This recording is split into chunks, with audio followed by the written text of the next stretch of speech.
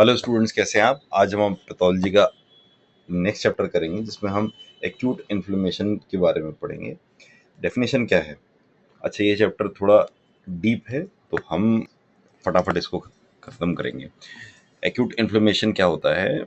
Immediate and early tissue response to injury and infection, यानी जैसे ही आपको कोई इंजरी होती है तो जो आपकी बॉडी का फर्स्ट रिस्पॉन्स होता है उसको हम एक्यूट इन्फ्लेमेशन कहते हैं। It is generally characterized by exudation of fluid and migration of neutrophils. इसमें न्यूट्रोफिल्स का बहुत इंपॉर्टेंट रोल है, जो आपने ब्लड के कंपोनेंट्स पढ़े थे, और न्यूट्रोफिल्स की ही मोशन पे पूरा ये चैप्टर बेस्ड है। अच्छा, इसमें दो इंपॉर्टेंट क्वेश्चंस बनते हैं। पहला है कार्डिनल साइंस ऑफ इन्फ्लेमेशन। इसमें आ गया आपका रूबर यानी रेडनेस, ट्यूमर यानी स्वेलिंग, कैलर यानी हीट, डोलर पेन, और फंक्शियोलेजिया या loss of function. Cardinal science पे क्वेश्चन आता ही आता है, चाहे शॉर्ट आए चाहे एमसीक्यू आए, तो ये आपको ढंग से पढ़ना है। रेडनेस, स्वेलिंग, अगर इतने छोटे टॉपिक को भी मैं बहुत लंबा एक्सप्लेन करूंगा तो बहुत लंबा वीडियो हो जाएगा और स्टूडेंट्स कोई देखता भी नहीं उतना लंबा वीडियो। तो रूबर, ट्यूमर, कैलर, डॉलर, फंक्शन। अच्छा, आपको ऐसे याद नहीं हो रहा है तो आप redness, swelling, heat, pain, loss of function ऐसे भी लिखाएंगे तो भी चलेगा। कॉजेज क्या होते हैं एक्यूट इन्फ्लेमेशन के? सबसे पहले इन्फेक्शन। और इन्फेक्शन आपको पता है 4 ही वजह से होता है: bacteria, viruses, fungi, parasites. Second है physical agent, excessive heat, excessive cold, radiation, trauma, ठीक है ना। थर्ड है हमारा केमिकल एजेंट्स, कोई टॉक्सिन आ गए, इरिटेंट्स अपने बॉडी के अंदर चले गए। फिर फोर्थ होता है इम्यूनोलॉजिकल रिएक्शंस, यानी एलर्जी, ऑटो इम्यूनिटी, यानी हमारी बॉडी का जो रिएक्शन होता है उसकी वजह से। अच्छा, वेस्कुलर इवेंट्स क्या होते हैं? इसमें वैसोडाइलेशन होता है, यानी इंक्रीज ब्लड फ्लो हो जाएगा जिसकी वजह से रेडनेस और हीट होती है। और सेकेंड है increase vascular permeability. Exudate formation यानी स्वेलिंग, जो आप देखते हैं ना, कहीं भी आपको एलर्जी हो जाए तो वहाँ पे बहुत रेडनेस और स्वेलिंग हो जाती है, वो इसी की वजह से हो जाती है क्योंकि वहाँ पे ब्लड फ्लो बहुत बढ़ गया और परमिएबिलिटी बढ़ने की वजह से बाहर आने लगता है ब्लड, तो उसको हम बोलते हैं एक्सूड फॉर्मेशन। अच्छा, स्टेसिस ऑफ ब्लड हो जाता है फ्लूइड लॉस की वजह से। अब नेक्स्ट हम देखते हैं सेलुलर इवेंट्स क्या होते हैं इस पूरे उसमें। सेलुलर इवेंट्स ये 6 हैं, 6 आपको याद होने चाहिए, एक्सप्लेन होने चाहिए। दूसरा, ये आप अपनी यूनिवर्सिटी में चेक कर लीजिएगा कि सेलुलर इवेंट्स के ऊपर क्वेश्चन लॉन्ग में आया है या शॉर्ट में आया है, उस हिसाब से आप तैयार कर दीजिए। मैं आपको समझा दूंगा ऐसे कि बिल्कुल क्लियर हो जाएगा। सबसे पहले होता है, देखिए, मार्जिनेशन। आपने ट्रैफिक देखा है, ट्रैफिक में गाड़ियां बीच में चलती हैं, लेकिन जब भी कहीं ट्रैफिक जाम लग जाता है तो लोग अपनी गाड़ी साइड में ले लेते हैं। उसी तरीके से जैसे ही इंजरी होती है तो डब्ल्यूबीसी भी साइड में आ जाते हैं रोड के, इसको पेरिफेरी जिसको हम बोलते हैं। इसमें हमारा मार्जिनेशन हो गया। सेकंड हो गया रोलिन। रोलिन में सेलेक्टेंस इसमें बहुत इंपॉर्टेंट रोल करते हैं, वो एक मीडिएशन का काम करते हैं।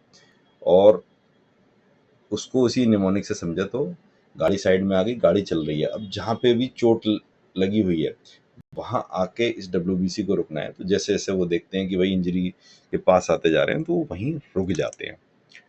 फिर एडिशन, चिपकना जिसको कहते हैं हिंदी में, यहाँ पे डब्ल्यूबीसी एंडोथीलियम से चिपक जाते हैं।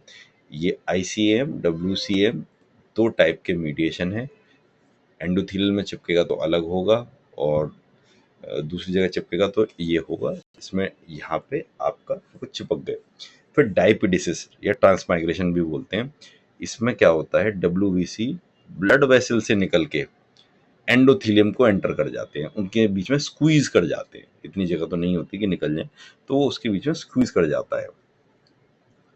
फिर हो गया कीमोटेक्सिस। अब डब्ल्यूबीसी पहुंच गया है टिश्यू में, तो वहां उसको केमिकल एफरेंट से पता चलता है कि कहाँ पे इंजरी हुई है, यानी एक तरीके के जीपीएस का काम करते हैं कीमोटेक्सिस। और डब्ल्यूबीसी डायरेक्टेड वहीं चला जाता है जहाँ पे इंजरी की साइट होती है।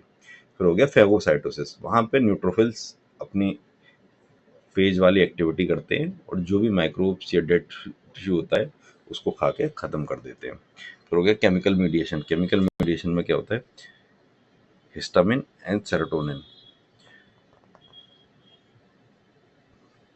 केमिकल मीडिएशन में हम ये देखते हैं कि अलग अलग जो चीज़ें हैं उनका क्या रोल है। जैसे हिस्टामिन और सेरोटोनिन वेसोडाइलेशन और परमेबिलिटी पे काम आते हैं। कॉम्प्लीमेंट सिस्टम CA3 CA5 ये कीमोटेक्सिस कराते हैं मेनली। फिर अच्छा काइनेंस जो होते हैं वो पेन एंड परमेबिलिटी पे काम करते हैं, और कुछ और हमारे ब्लड में से होते हैं प्रोस्टाग्लैंडिन्स एंड ल्यूकोट्राइन्स, जिसको हम आर्चियोडोनिक एसिड प्रोडक्ट्स करते हैं, ये भी फीवर और पेन में काम करते हैं। साइटोकाइनेंस के दो फैक्टर होते हैं, IL-1 TNF, ये फीवर और ल्यूकोसाइट रिक्रूटमेंट में काम करता है। अच्छा नाइट्रिक ऑक्साइड जो है वो वैसोडाइलेशन और माइक्रोसाइडल भी होता है।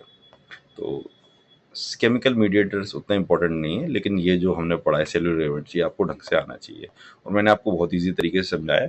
थ्योरी आप तैयार कर लीजिएगा, यही हमारा मैकेनिज्म रहेगा सारे उसमें, कि मैं आपको स्केलेटन और कॉन्सेप्चुअल वो दूंगा, ऐसा कि आप भूलो नहीं। अब गाड़ी ट्रैफिक जाम इस तरीके से मैंने आपको समझाया कि आप हमेशा आपको याद रहेगा।